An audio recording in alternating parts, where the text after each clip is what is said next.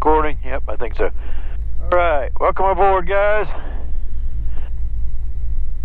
Quick discussion of checklists usage. Saw some comments on a previous video. People think, oh, no, checklist, no, or whatever. I'm not using a checklist. I use a checklist. But I tend to use what I refer to as a flow check, just like you do in the jets or commercial operators. They do a flow check. And then they go back to the checklist just to back it up. So you've done everything, you just go to the checklist to verify that you've done it. It's not a do list, it's a checklist. Instead of getting the checklist out and doing them one by one as a do list. So I got my flows, I do my run up, I go back, look at the checklist.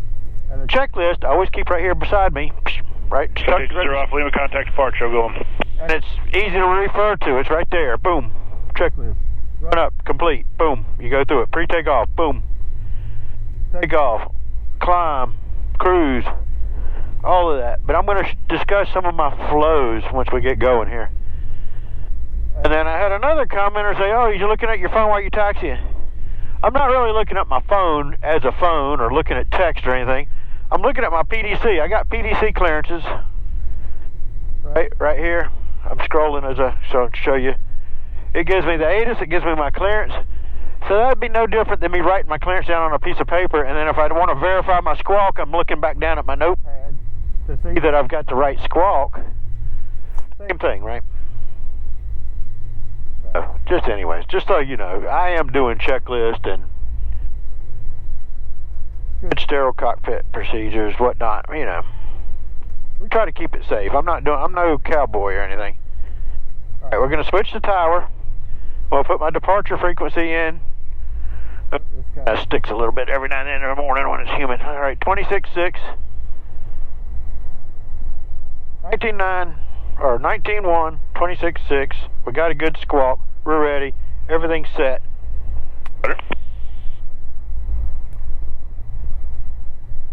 Tower, Baron 683 Delta Delta is ready to go 23 left. Baron 683 Delta, Greensboro Tower, runway 23 left, flowerway heading, clear for takeoff. Okay, runway heading, clear to go 23 left, 683 Delta Delta. We'll get lights on, we'll turn our AC off.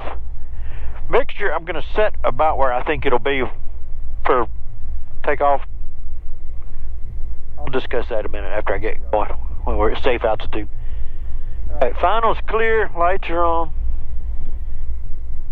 I see a 23 left. We're going to go runway heading. I'm going to get out. Oh, they still got the lights on. All right, we'll get nice and centered. I'll center my heading bug. It's really about 234, right? 234. Power's coming up. We'll get them nice and symmetrical, nice and easy. And once I hit the governor, we can push the throttles quickly. It doesn't matter after. And then I'm setting my power to that blue line for max power. Airspeed's alive through 85, 90. There we go. Away we go. Positive rate, gears coming up, lights off, y'all damp on. I'm gonna hit heading. We'll ease our props back. 2490. And then back up to 2500. As I've discussed before, that puts it in a cruise climb. Then we're going to shallow our climb out to 700 a minute. She's boogieing along. Baron 3 Delta, turn left, hey 170, contact departure. I'm going. 170 over to departure. 3 Delta, good day. 170, we'll switch. We're in the turn. Greensboro departure, Baron 683 Delta Delta is 1700, climbing 3000 in the turn to 170.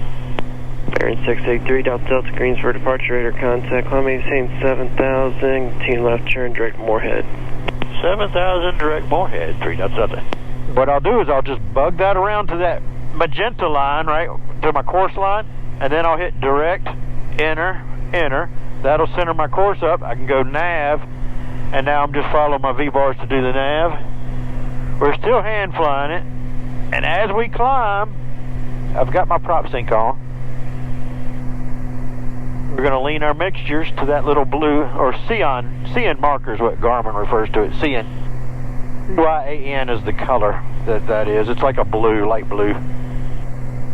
And as we accelerate, I have to trim down a little bit, right, to fly those V-bars. Now that we're at a safe altitude, we're well above pattern altitude. In this area, there's no terrain to worry about. I'm going to shallow it to 500 foot a minute. More of a cruise climb. Since we're at a safe altitude, we don't have to worry about terrain.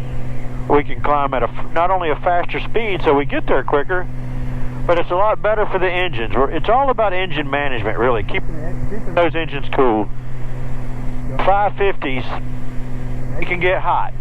It's a big bore engine.